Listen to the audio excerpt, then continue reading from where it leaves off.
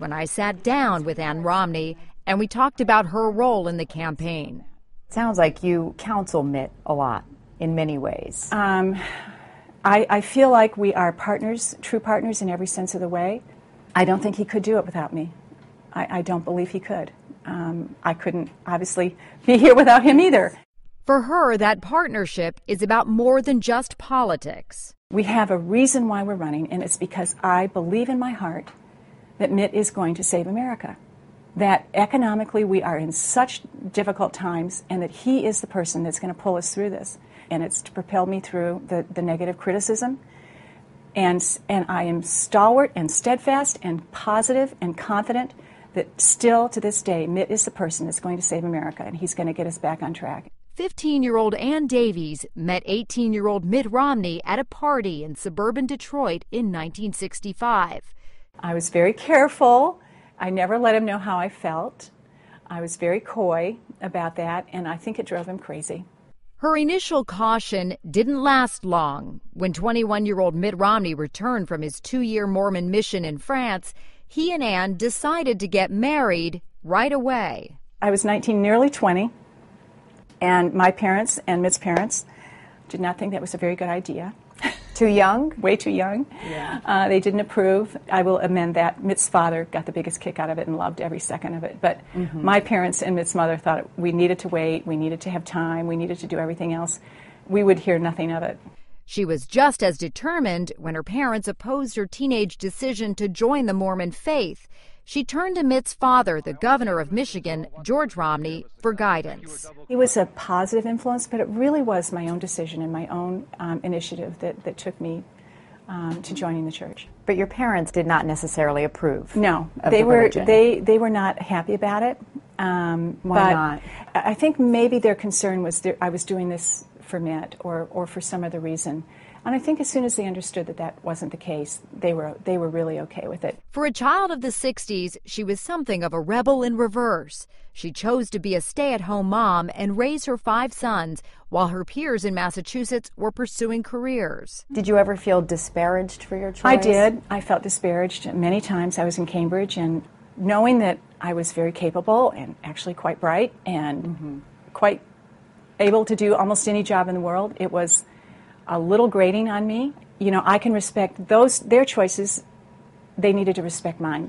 Her resolve would be tested during her first turn in the political spotlight when Mitt Romney ran unsuccessfully for the U.S. Senate against Ted Kennedy in 1994. There was an article in the Boston Globe, a profile from that time. It painted you as something of a Stepford wife, as sort of having this very privileged life, being naive.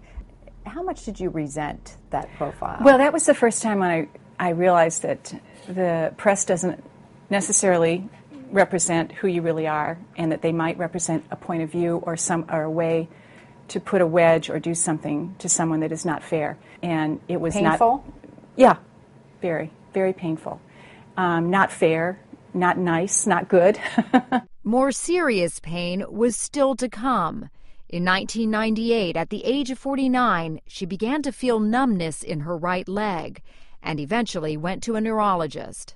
In the waiting room, there was a pamphlet, and in the pamphlet, it had two things they talked about: ALS, which is, you know, more commonly known as Lou Gehrig's disease, and multiple sclerosis. And I looked at Mitt and I said, well, I got one or the other. I don't know which one. Let's go find out. And walked into the doctor's office, and he did the testing, which is, you know, don't look, can you tell where I'm moving your toe? And like, no, I don't know.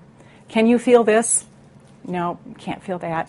Stand up and then close your eyes and turn. And I couldn't, I was too, you know, lose my balance. And that's when I started to cry. And it's like, wait a minute, I'm failing every test he's giving me. And Mitt's sitting there, and you can see his eyes cloud over. And it was, at that point, it was like, this isn't good. You know, this isn't good.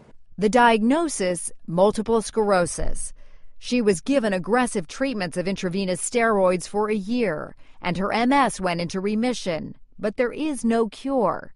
Today, the symptoms come and go. Of course, one of the triggers for MS and for flare-ups is constant stress in your life, so nothing like a good old campaign to add to the stress. Have you had any flare-ups? I have. Just a little bitty one, but enough to give me a real scare.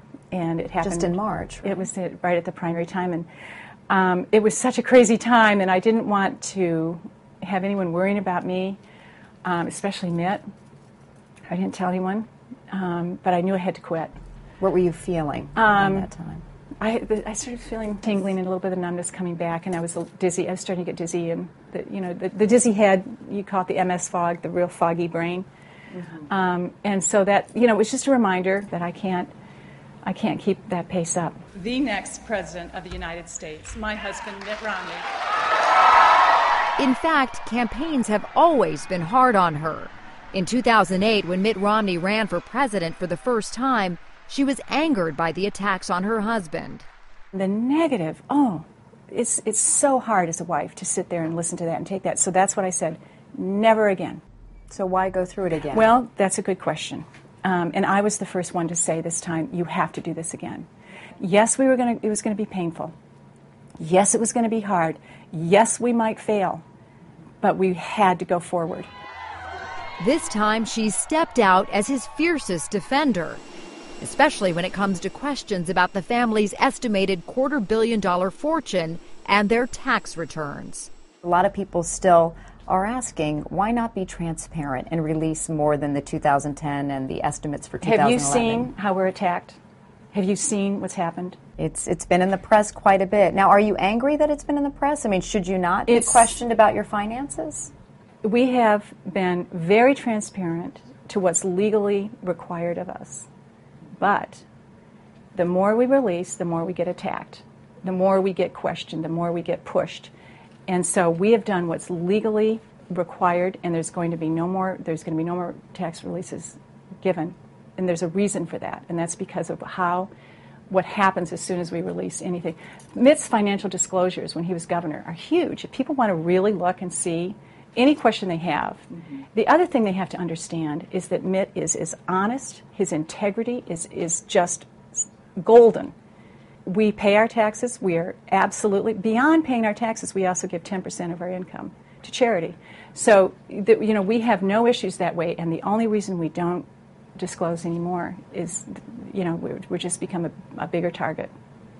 So it's because you'll just continue to face more questions. It'll just give them more ammunition. To the American people, though, when they hear about, perhaps accounts with your name on it overseas in tax shelters, they feel like you may be hiding something. There's nothing we're hiding. We've had a blind trust for how many years? We don't even know what's in there.